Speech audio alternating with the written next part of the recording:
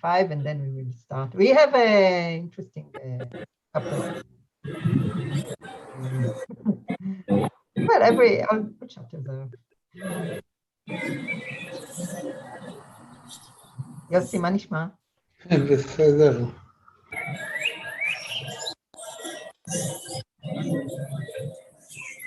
Okay. Yeah, I can only share the screen. Manuel, shalom, Emmanuel. Good evening. Good evening.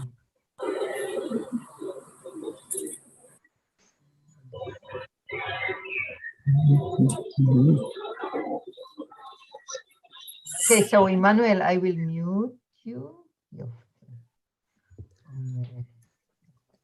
Okay, maybe one more minute and that.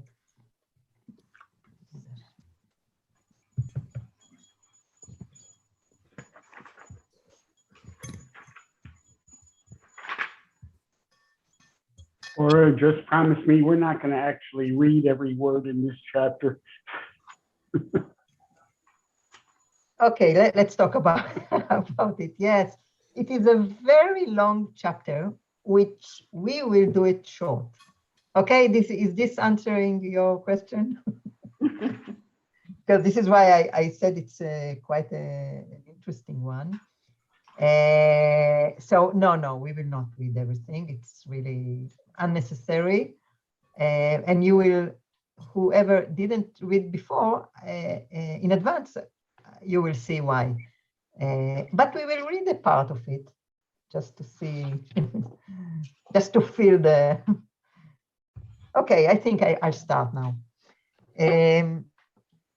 So Numbers chapter 7. Or if you can to make a bigger screen. יותר טוב? Is this better? There is something, if you can put it, it's better. Now it's better, yes. We have your whole screen though, all the commands and everything. Is this everything can see this? Yes. Dina is joining us also. יוסי, זה בסדר עכשיו?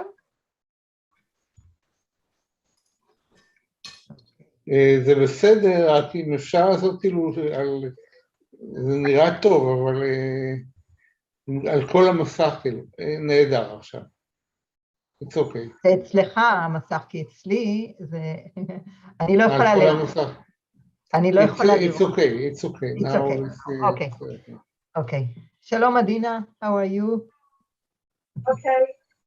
Okay, so we are starting, and what I was just saying that it's a very, very long chapter that we will make it short, and you will understand, if you didn't read in advance, you will understand soon why. Okay, so yeah, I think we can just start. So Gershom, would you like to read 1, 2, 3? Sure. Can you hear me okay, by the way? Yes, yes. Okay, good.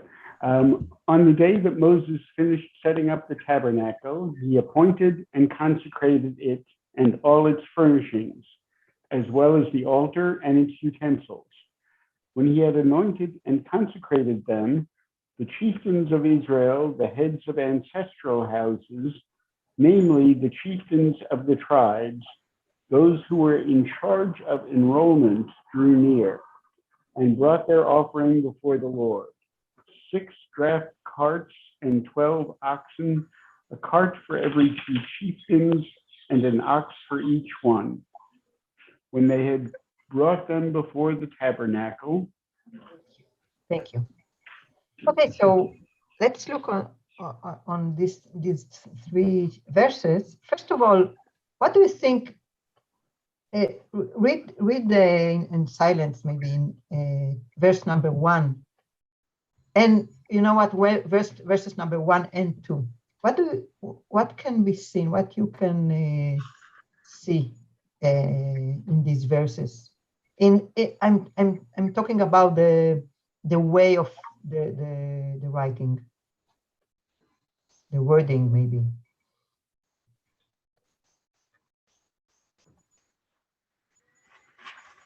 I think that's the first time I've heard princes of Israel. Oh, I think we saw this. It's not presidents, but it is called princess. Princess in a few translations. I've noticed it before already. Nesiei Israel. Yes.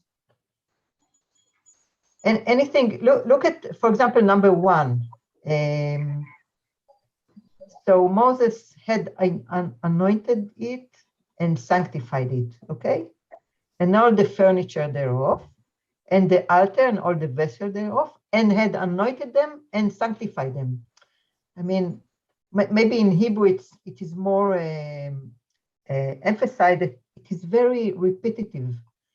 In Hebrew, I will read, וימשח אותו ויקדש אותו ואת כל כליו ואת המזבח ואת כל כליו. We repeat it, וימשכם ויקדש אותם. It is repetitive. Now look at number 2 also. Princes of Israel, the heads of their fathers' houses, were the princes of the tribe. These are were over them and were Nesiei Hamatot, they were over them. Okay, so what I want to say is that we are now before a very festive event. This is the inauguration. Is the word? Inauguration of the, yes, or dedication, the tabernacle or the altar. And this is a very festive event. So those two, this repetition in these 2 verses is for having, it's a style of festive style. It's not just telling us what's happening. Okay, it's he anointed it and it sanctified it, and again, it's very like a very festive opening to the chapter. It's very formal. Very formal. Like yes. Yes. Like serious, formal occasion, celebration, yeah. Yeah, it's like we can say mamlachti. It's for all it's something very, it's a big event.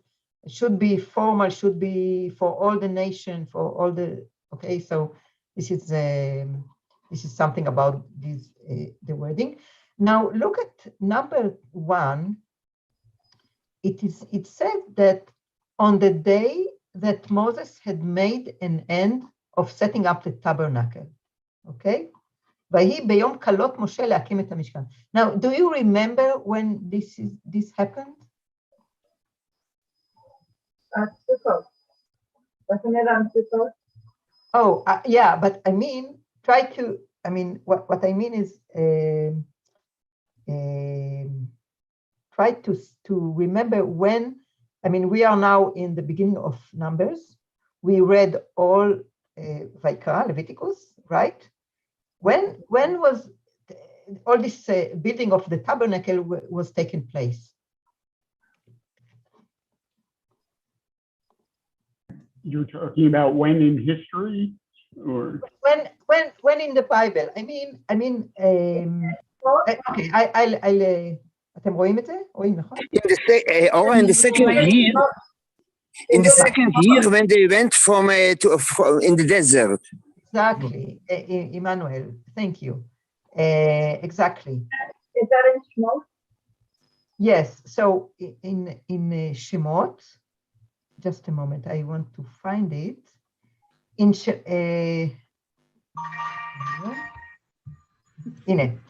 Shemot, Exodus number 40, okay? Gershom, can you continue these 2? 17, and and it came to pass in the first month, in the second year, on the first day of the month, that the tabernacle was reared up. And he reared up the court round about the tabernacle and the altar, and set up the screen of the gate of the court. So Moses finished the work. Okay, so we are now in the end of Exodus, and from there, after that, the children of Israel got all the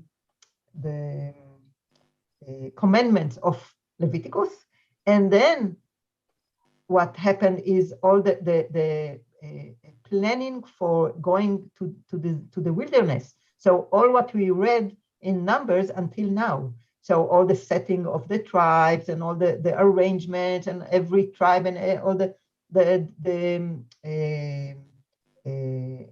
responsibilities of the Levites and other, okay? So it can't be, what I want to say is that it can't be, it is said that, just a moment, I will go back.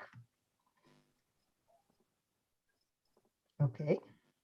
It can't be that on the day that Moses had made an end of setting of the tabernacle. It can't be, okay? So what the commentators address this, and what they say is that Beyom in Hebrew the word is Beyom, is just to say when it's not always the specific day. It's not on the same day. And I was curious when I read the commentary about it. I was curious how it is in English, but I see, because I thought that in English, sometimes the translation does some commentary also. It's not only sometimes it can be only translate. So here it is really literally translation of Beyom, on the day, but it should be when, and it come to pass when that, approximately when, because it can't be on the same day. Just to notice that. Anyone wants to comment about this? Okay, so let's see what they brought. Okay, so we are now talking about all the princes of the tribes of Israel, the head of their fathers' houses. Okay, and they are the leaders actually of the people. Now, what do they bring? So they brought the offering before the Lord, 6 covered wagons and 12 oxen. And now it is very clear, 12 oxen for, these are 12 princes, 1 ox for each, and 6 covered wagon, 2 princes for every wagon, right? It is very clear, and this is a nice picture that I found about it. Now, something interesting about the wording in Hebrew. In Hebrew, and this is, again, this is not only a translation, but also some kind of a commentary. In Hebrew, it says, "V'aviu et korbanam lifnei Adonai 6 egלות tzav." Do you know what tzav? And in English, it says, and correctly, they brought 6 covered wagons. Okay. Now, why but in Hebrew, if I translate back to Hebrew from English, it is not. It doesn't say exactly this. It's not eglot mechusot. It's not covered. So why it is tzav? The tzav is a turtle. Okay, in Hebrew, this is a tzav. Okay. Okay. So the meaning is, and this is something that they found also in other literature, not Israeli literature, ancient literature, that it is, the meaning is either covered. I mean, the meaning is always covered wagons, but why do they call it tzav? It must be the shape of the wagon. Okay, this is exactly, this is one possibility, that is the shape. And this is, look, this is a model of a wagon from a stone made of stone. So the shape, yes, but the other possibility is that these were the wagons that, and when an ancient army went to the war, they used these kind of wagons. They used covered wagons. So there are commentaries that say that tzav is for the word tzava. Tzava in Hebrew is army. Army wagon. Okay, so this is a nice thing that I thought about the wording here. Okay, let's continue.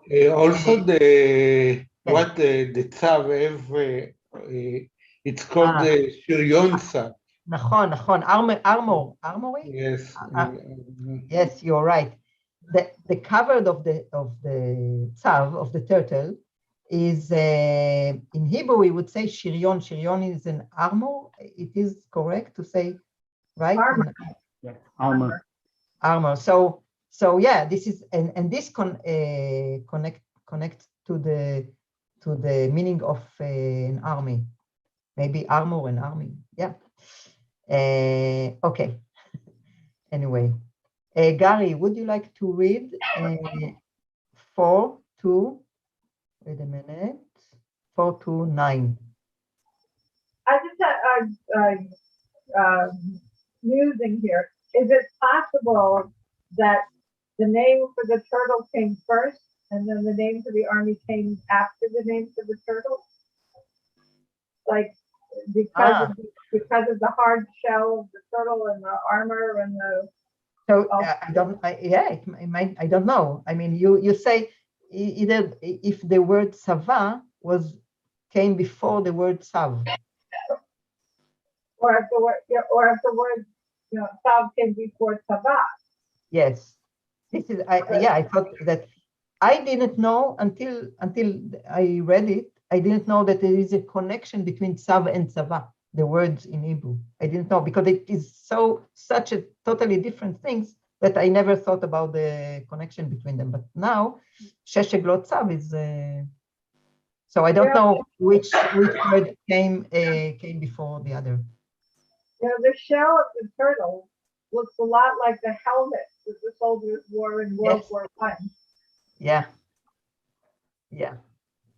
Yeah, you're right. And the shape of it. Yes, right. Very interesting. Yeah. Okay, so you know what? I just want to look one more thing here. Yes, okay. Let's continue. Gary, could you read 4 to 9? Okay, Hashem said to Moshe, accept these from them for use in the service of the tent of the meeting, and give them to the Levim according to their respective services. Moshe took the carts and the oxen and gave them to the Levim. 2 carts and 4 oxen he gave to the Gershonites as required for their service. And 4 carts and 8 oxen he gave to the Merarites as required for their service, under the direction of Itamar, son of Aharon the Cohen. But to the Kohathites he did not give any, since theirs was the service of the most sacred objects. Their porterage was by the shoulder. Okay, thank you. So what's happening here?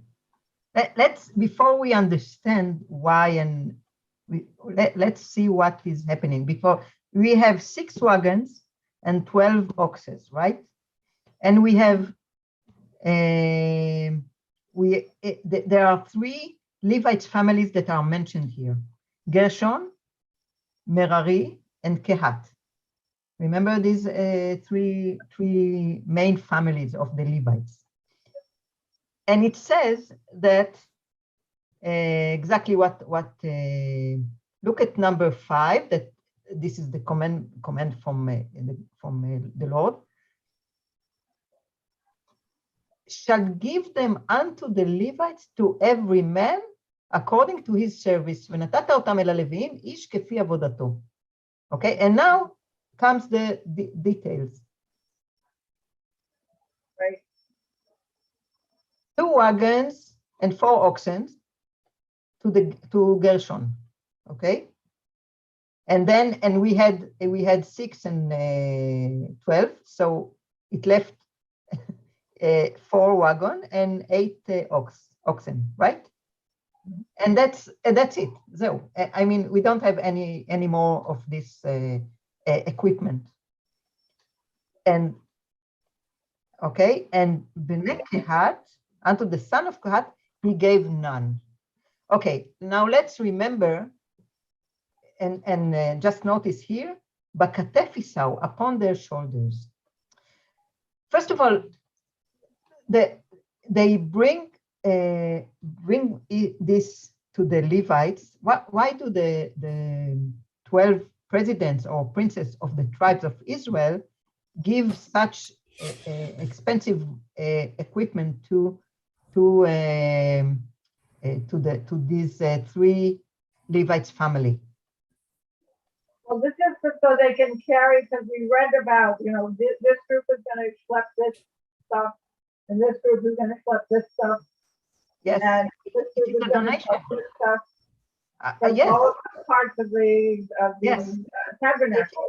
Exactly. It is these are vehicles to transport all the equipment of the tabernacle, and these are a donation, very expensive donation.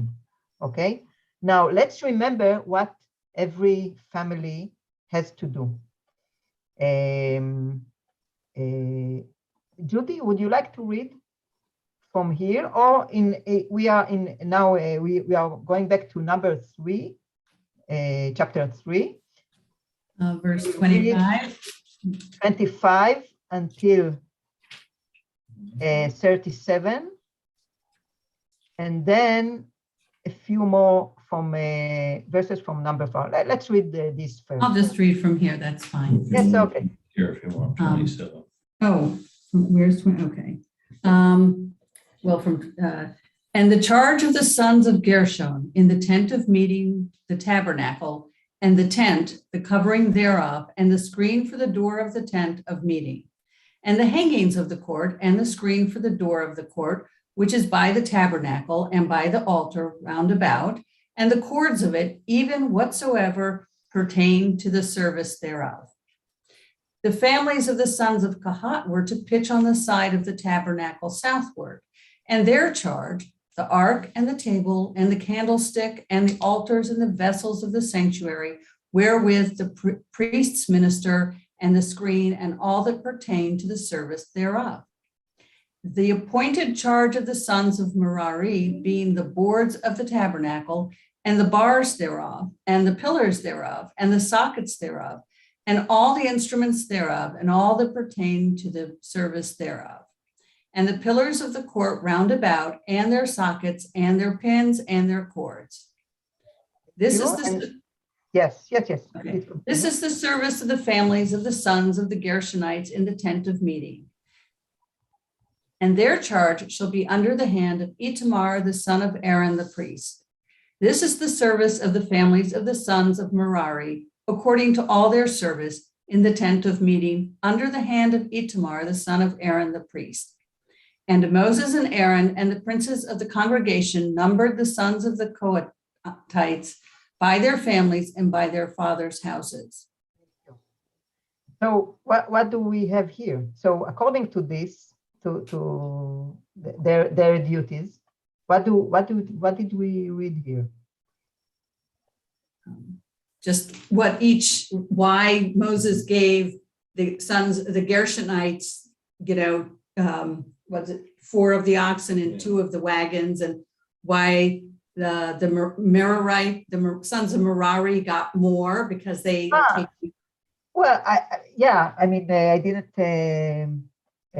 think about exactly why they got more, but Right. they had to carry all these things, as Adina said, as you said right now. I mean, they had to have some vehicle to carry. But why didn't Kehat get anything? Everything they carry is both small and precious. Small and They- precious. This is first. Yes. We also read about the poles that go through the table and the ark and everything, so they can rest the poles on their shoulders and carry the like the most fragile, precious stuff. And they Yes. want them to be more closely supervised, I guess. And they have read about, that they had to have the rings and the poles go through the rings in order to carry them. So the picture, that it paints is that the poles are sitting on the shoulders of 4 men or something, or maybe more than 4 men like that. Yes, exactly. Yeah, you both, John and Adina, you both, these are small and precious things, as John said, and as Adina said, that they have to carry it on the shoulders. It's not only, I mean, because it is small and precious, they have to carry it on the shoulder. So they are the carriers of these things, of these precious things. And this is why, and again, the number verse number 9 that we just read, it is emphasized. They bore them upon their shoulders. It is very emphasized. Now, why I wanted us to read also this part of of chapter 4, because even the supervision of this was different. Look, who supervises the carriers of the poles, and not the poles, the tent and all this? Itamar supervises this. Itamar is like a new Kohen, or the son of Aaron. He's not the chief. He's not the big, the high priest, or the most important figure in this Kohanim. Okay, of course, he's very important. This is why he's supervising, but he's not the most. But who is supervising the service of Kehat family? Moses and Aaron and the priest and the Ziknei Haida, the priests of the congregation. Okay, I mean, this Itamar is not supervising Kehat, because Kehat is having Kehat is carries the most precious things. Okay, so here, and this I remember that I brought you this one time, and it's a nice. I don't know if they had this weather there. It doesn't, but this is what the painter chose to paint. It looks like a strange inconsistency. I mean, the water picture looks like the sea splitting. Yeah, it's something from off. from the splitting of the sea and moving the Anyway, this is what I wanted to point out. Okay, let's move on. Adina, would you like to read 10 to? Oh, now we get to the interesting part. Rega. 10 to 30. That's the third. Okay. Yeah, it's a long part you have. Yeah. Right. Okay. And the princes brought the dedication offering. Wait a second. I'll read it from here because I. Oh yeah, no problem. Yes. Okay. Right, I think we need coffee for this. The chieftains also brought the dedication offering for the altar upon its being anointed. As the chieftains were presenting their offerings before the altar, the Lord said to Moses, "Let them present their offerings for the dedication of the altar, one chieftain each day. The one who presented his offering on the first day was Nachshon, son of Aminadab, of the tribe of Yehudah. His offering, one silver bowl weighing 130 shekels, and one silver basin of 70 shekels by the sanctuary weight, both filled with choice flour with oil mixed in for a meal offering. One gold ladle of 10 shekels filled with incense, one bull of the herd, one ram, and one lamb in its first year for a burnt offering, one goat for a sin offering, and for his sacrifice of well-being, 2 oxen, 5 rams, 5 he-goats, and 5 yearling lambs. That was the offering of Nachshon, son of Aminadab. On the second day, Nathaniel, son of Suar, chieftain of Issachar, made his offering. He presented as his offering one silver bowl weighing 130 shekels, and one silver basin of 70 shekels by the sanctuary weight, both filled with choice flour with oil mixed in for a meal offering, one gold ladle of 10 shekels filled with incense, one bull of the herd, one ram, and one lamb in its first year for a burnt offering, one goat for a sin offering, and for his sacrifice of well-being, 2 oxen, 5 rams, 5 he-goats, and 5 yearling lambs. That was the offering of Nathanael, son of Suar. On the third day, it was the chieftain of the Zebulunites, Eliab, son of Helon. His offering one silver bowl weighing 130 shekels, and one silver basin of 70 shekels by the sanctuary weight, both filled with choice flour with oil mixed in for a meal offering, one gold ladle of 10 shekels filled with incense, one bull of the herd, one ram, and one lamb in its first year for a burnt offering, one goat for a sin offering, and for his sacrifice of well-being, 2 oxen, 5 rams, 5 he-goats, and 5 yearling lambs. That was the offering of Eliab, son of Helon, and a partridge in a pear tree. I don't know. Anyway. One more. What? Oh, one more. I got the joke, just so you know. I got Yeah, it. yeah. I thought you would. Okay. Okay, on the fourth day, it was the chieftain of the Reubenites, Elisur, son of Shedeur. His offering, so that's it, right? Thank you very much. Oh, I think that this session we are reading every Hanukkah. Yes. I think we read it on Hanukkah and also on Sukkot. Yeah. Oh, I didn't know that. I mean, about all the offerings. Of Hanukkah. Okay. Read. Okay, so why? I mean, and thank you, Adina, for and of course I'm sure you didn't want to go on because it repeats itself until I don't know. I think there are 60 something verses here.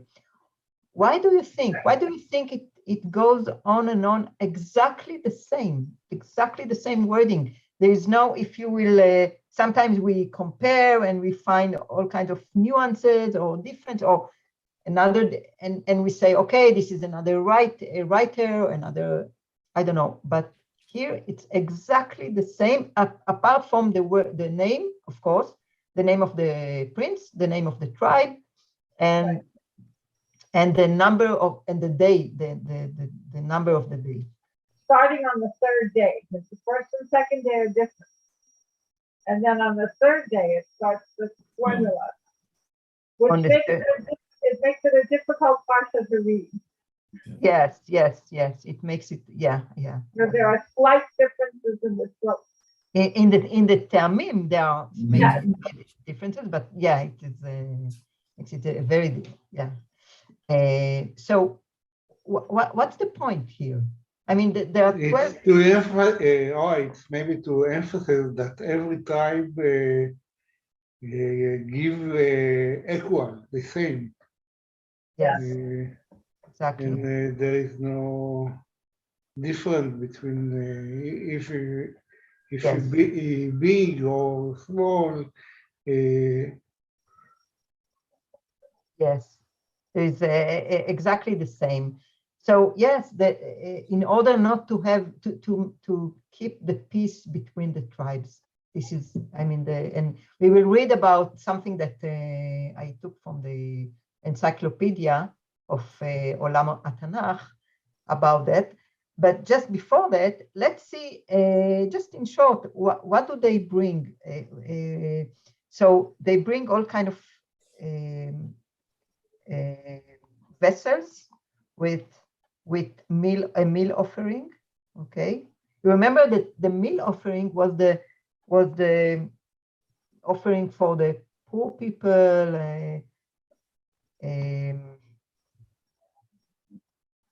I mean, not sorry. The solid blula b'shemen, fine flour mingled with oil. This was the the vegetarian offering is more is cheaper than an ox or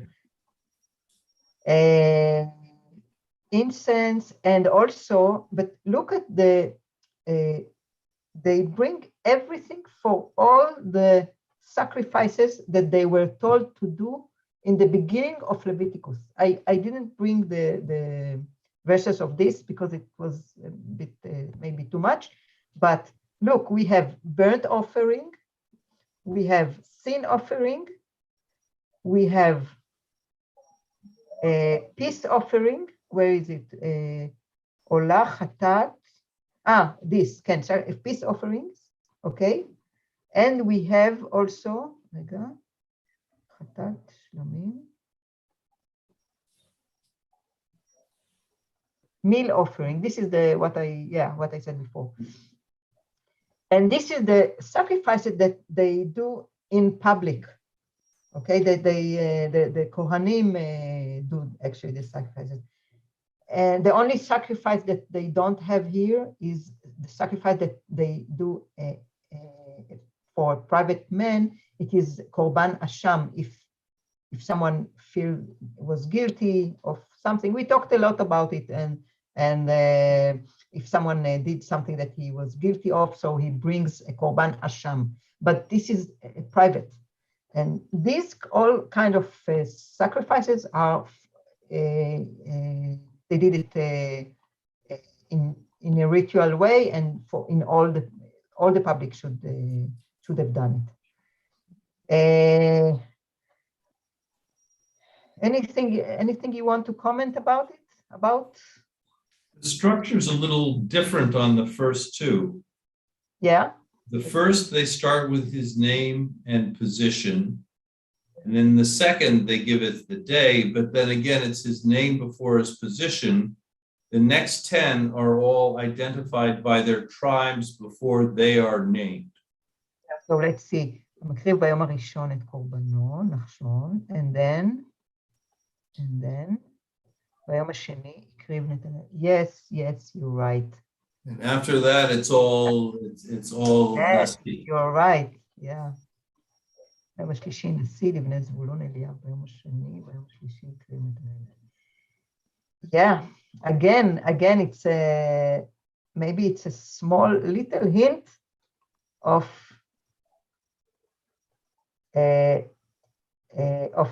the fact that Yehuda is the tribe, the leader tribe. Let's see what if Rashi says something about it, because apart from that Yehuda is, because maybe it's also only because it's the starting of the whole thing, but let's see. Yes, so it's verse 12.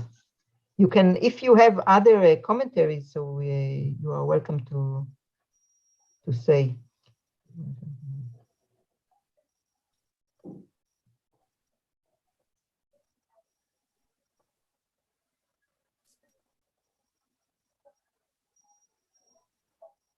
Well, Rashi says that it's like the first day. It says, מקריב ביום הראשון את קורבנו נחשון. It says it was the sacrifice of נחשון, specifically. נחשon's sacrifice. And the other, it was the sacrifice of the tribe. But I don't know. This is what Rashi says.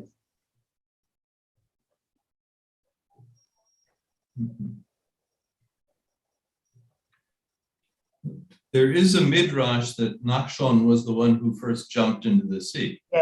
Yes. Yeah, but also this midrash, and also I think everything is connected to the fact that Yehuda is the tribe who leads the whole nation in the end. I mean, not only in the end. Remember when Yosef was in Egypt, and there was all the problematic event with the brothers. After Yosef was already פרשת ויגש אליו יהודה. ויגש אליו יהודה in a high position, the brother that takes the lead and speaks to the let's say to the leader, to the Egyptian leader, because they don't know that it is their brother, is Yehuda. He is doing all the negotiation with Yosef.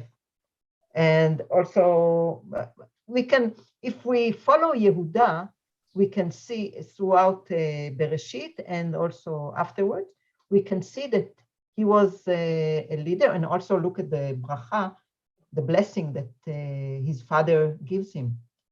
He said, like, you will be leader, you will be like a lion, and anyway. I think the midrash comes after this, and not the other way around. Okay, so who leads the children of Israel into the sea? Someone from Nachshon from Shevet Yehuda. Okay. Any other comment? So I have a comment and a question. Yes. First of all, if you multiply this out times 12 times, that's an awful lot of stuff and an awful lot of silver and gold vessels and everything. Absolutely. It was and amazing. All this, and again, we get to the point of look what the priests get. All the Levites, but the whole holy workers, let's say, the people that work in the holy duties. Yeah, it's a lot of stuff. Yes, but this was for all the sacrifices, and it's a lot of sacrifices that they have to do. And this is only for the beginning of this ritual, because there are so many sacrifices that they had to bring more. Let's read something from the Olam HaTanakh. Claire, would you like to read? Yes. The essence of the chapter is a description of the bringing of the sacrifices by the tribe's presidents 12 times in a row.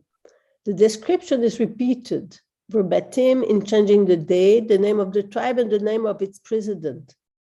Those details appear in the opening and singing of the paragraph.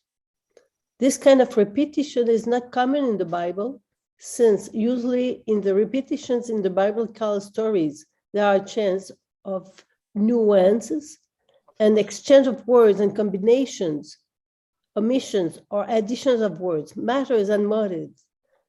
Monotonous repetition without change and variations, such as the one before us, is found in the Bible only in the description of the common from the making of the tabernacle and in the execution of that order. This style of verbal repetition is typical for the priest source and is found in ancient literary works of the ancient Near East, in Sumerian and Babylonian literature, and also in Canaanite literature discovered in Ugaritic. Or another ancient language. So yeah, I'm not sure if but we will not read all this because it, as we said, you can, if you want to read, but just a moment. Look until, wow, 84. until 88. Well, 84 is when they start with the tallying. Yes. You're right. Oh, yeah. Okay, so let's read. It brings a question triggered by something I saw in my book here. So if this went on for 12 days, I don't have a real objection or a problem with it, but is there something to be said for the fact that it went on through at least one, if not two, Shabbatot? Wow, that's a good action. Let's see what it says about the seventh day, because this is Shnei Masar. Let's see. ביום העשירי, ביום השביעי. On the seventh day, Elishama, the son of Amihud. It's not always. But maybe it's like Bayom doesn't necessarily mean in that day. Yes, Maybe they of course. mean the business days. Yeah, it doesn't mean that they started on Sunday and Bayom HaShvi'i is a Saturday, but it's very interesting. Yes. Yeah, but I think she's saying, is it the literal on this day, or is it the seventh day that they did this? Yeah, I will try to see what Rashi says about it. If it's consecutive days, there had to be a Shabbat in there somewhere. Sorry, what did you say? If it's consecutive days, then there had to be a Shabbat there somewhere. Whatever day of the week they started. Exactly. On. This is why. Yeah. This is why. Yeah. And exactly.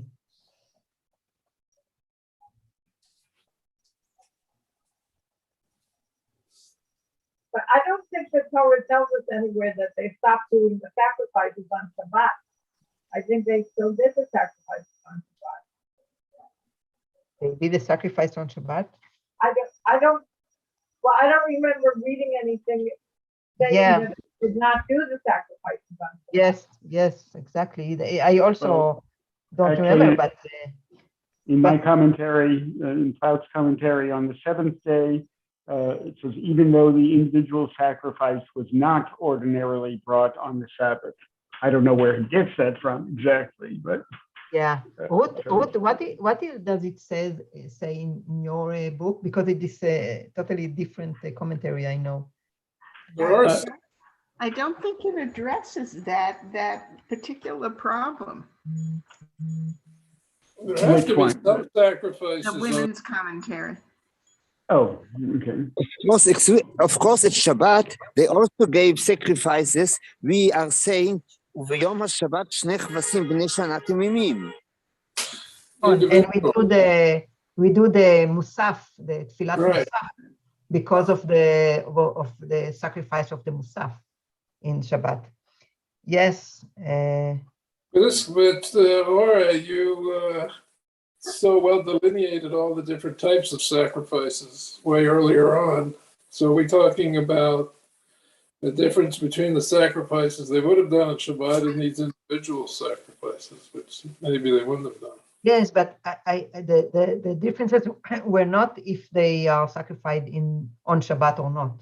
The differences were in another sense. But I think, that it's so strange to think about it, because today we wouldn't dare to I don't know, to light a fire or to do all this cooking on Shabbat. Yeah. It's very. I have a comment on the verses 84. Okay, it's a little bit further, I know, but it's off. I'm reading in French. It's French. And they said the offering is done the day they are wine, When it was anointed, yes. Yeah. So, and they said, so the same day where they were wine, I don't know in English, they presented the offerings, and after that, it means it could be a little bit later, little bit, not the same, not a consecutive days. After that, in 85? Yeah, it's a comment that I have in probably from Rashi, and it's about the 84. Offert le jour où l'autel fut oint. Le jour même où il fut oint, on présenta les offrandes. Et comment expliquer, après qu'il eut été oint, d'abord il fut oint et ensuite on présenta, and so on. So it means that the order of presentation for each of them is according to the place they have in the walk, and then they present the offer, the offrande, and it's not exactly one day after the other. It could be one and then could have more time, and then the other one. So not, you say not consecutive days? No, not consecutive days. This is the comment I read in my book. I don't know. I mean, before these verses, before 84, it's very, very. Yeah, it's one day and second day and yeah.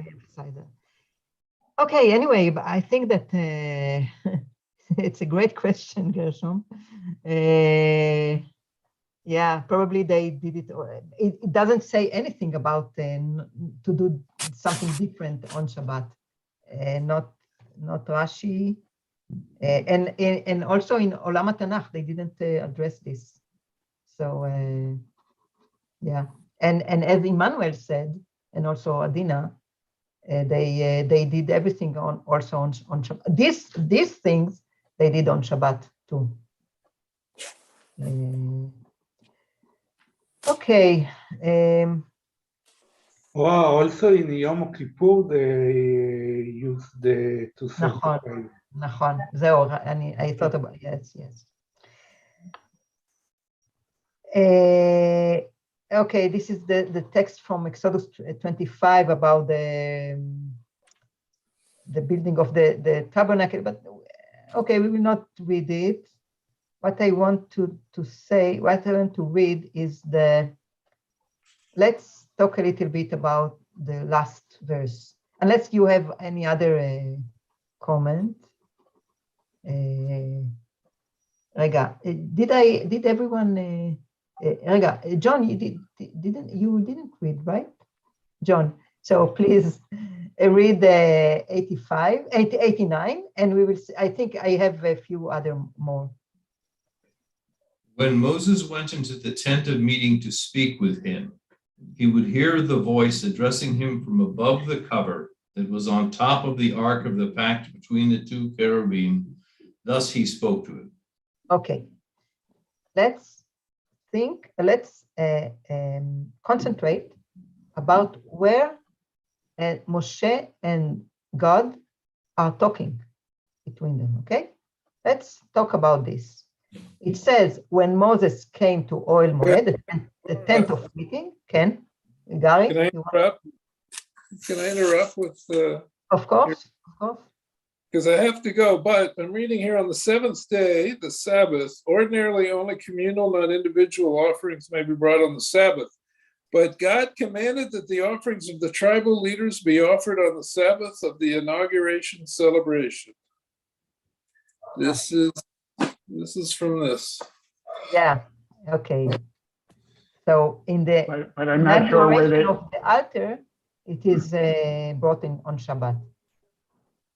I'm not sure where they found that God said that, though. That's the puzzling part. But you know what? I will try to compare. Yeah. You know what? I got. Anyway, I leave you with that thought. Gershon, okay. You can figure it out there. Okay. רגע, I am writing me.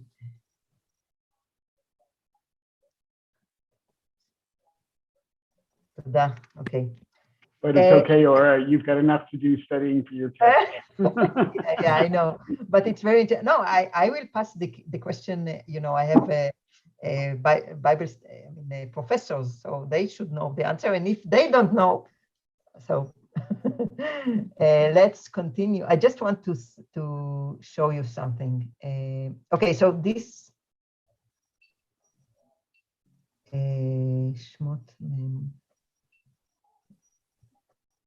this was the last. This was the verse that John just read, right? Moses went into the mat. He heard the voice speaking unto him from above the ark cover that was upon the ark of the testimony, from between the two cherubim. Okay, this is what I know. What we know about this this vessel or this holy ark. Okay, let's read now. Just a moment. I just want to say that I think it's very strange that that verse is part of this chapter. Because it makes more sense to me that the verse would be part of the next chapter, at the beginning of the next chapter, instead of the end of this chapter. Yes, you're absolutely right. I mean, you say, what is the connection, right? There's no connection. There's no logical connection between this verse to all the chapter, actually. It's not a sequencing in the storyline. It's not relevant to the storyline.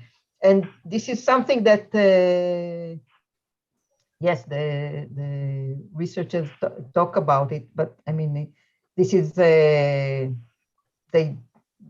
didn't, I don't know if it should be in the beginning of the next chapter, but you know that all the divisions of the chapters were done by a Christian in the 12th century,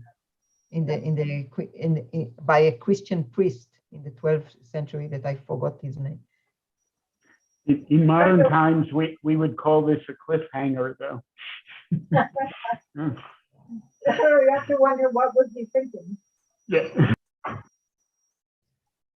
I want to show you something. Okay, let's read in Exodus 25. John, can you read this? Exodus 25, okay? This is way back. 25 or 22? Exodus 25, Oh, and verse number 22. Yeah, verse 22. Go on the page.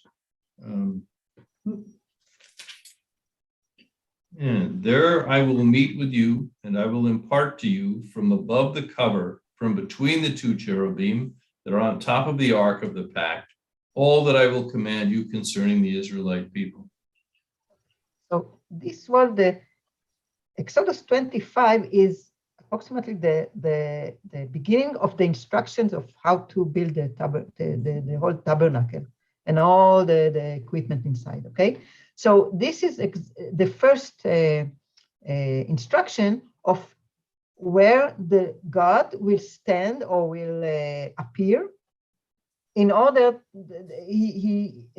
to meet Moshe, in order to speak with him, okay?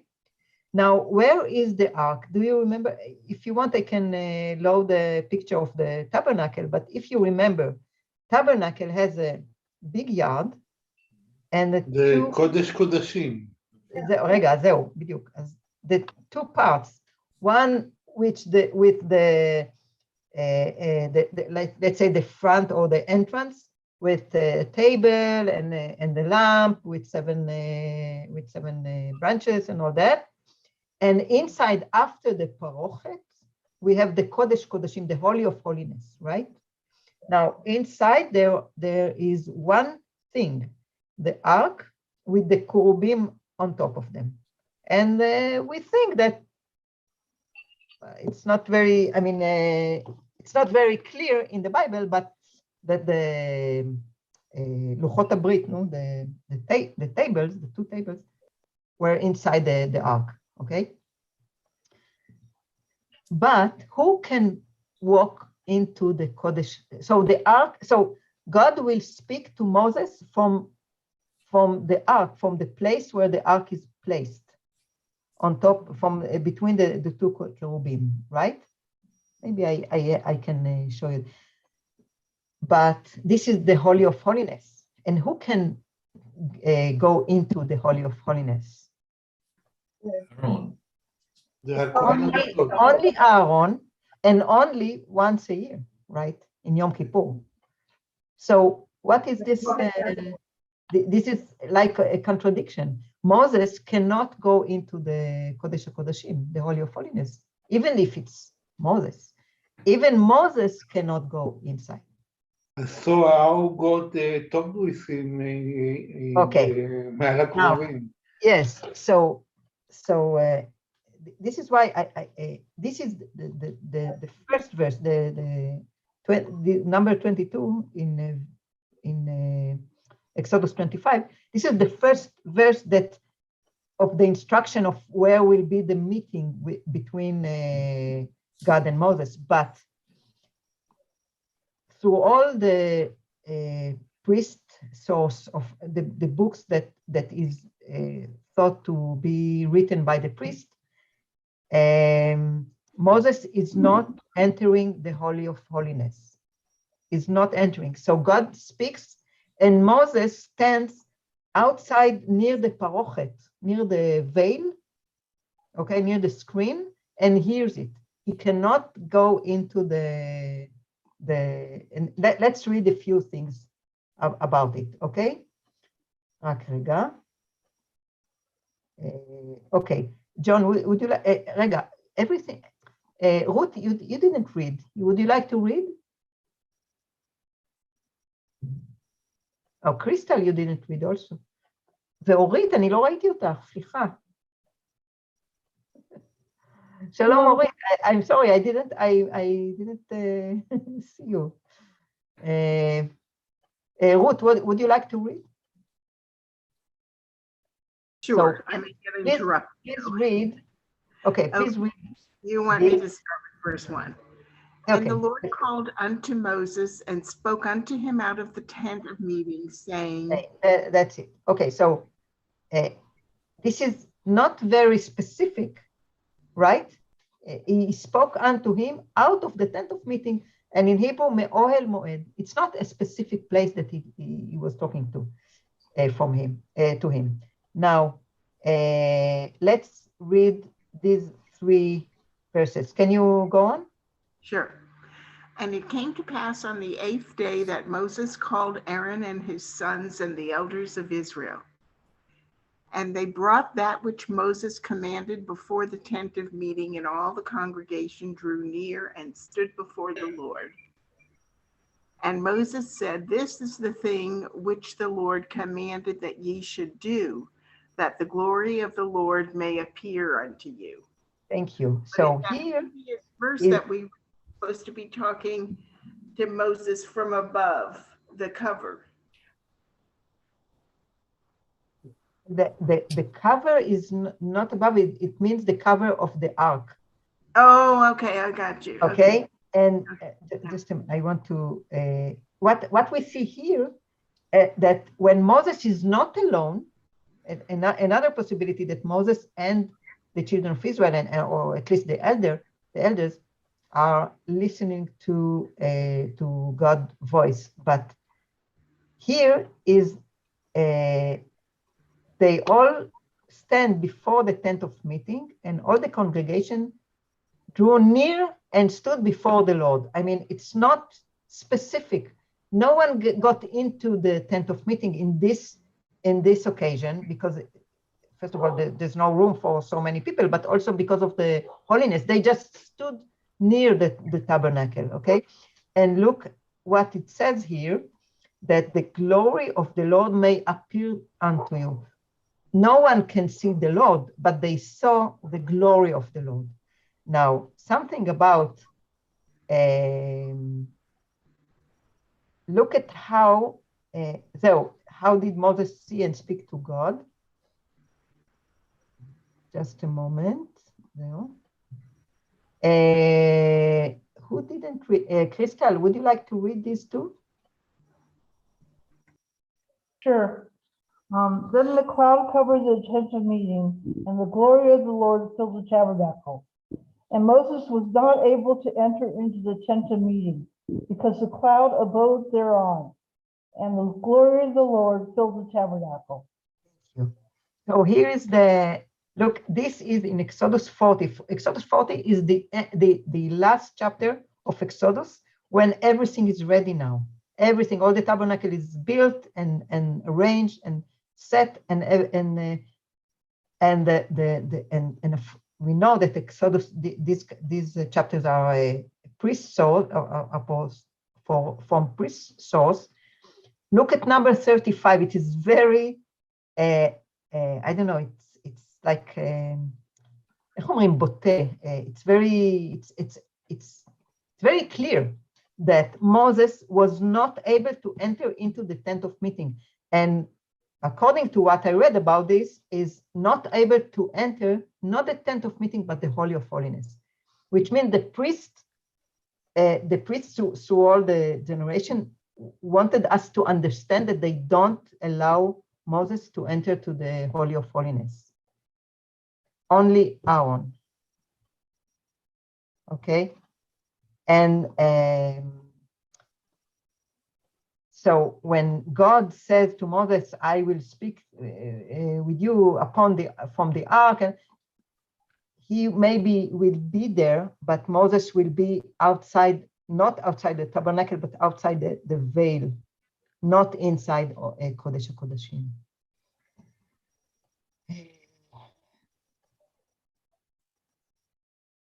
Let's see if I have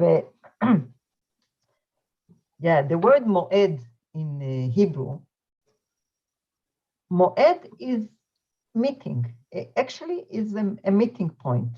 Now, this meeting point can be in a place, but can be also in a point in time. We say Moadei Israel. What is Moadei Israel? Moadei Israel is the Chagim. Chagim is in a certain time, of course, right? We can celebrate everywhere. But so Moed is also, we say Noadim, which means he's meeting with someone else. So it can be a place and it can be a time. For example, in Samuel 2, chapter 20, Samuel 2, chapter 20, yes, verse 5, I will read it quickly. So Amasa went to call the men of Judah together, but he tarried longer than the set time which he had appointed him. So, and in Hebrew, it says, Mina moed asher ya'ado. Okay, it is the same word of moed. Let's see if I have anything else here.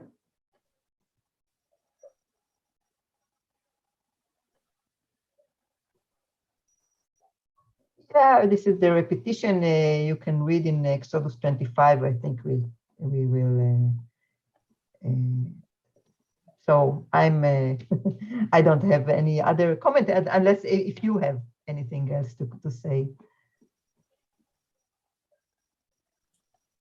I was just thinking that if Acher, Elisha ben Abuya, had lived long enough to watch movies, he would be reminded of the Wizard of Oz, pay no attention to the man behind the curtain.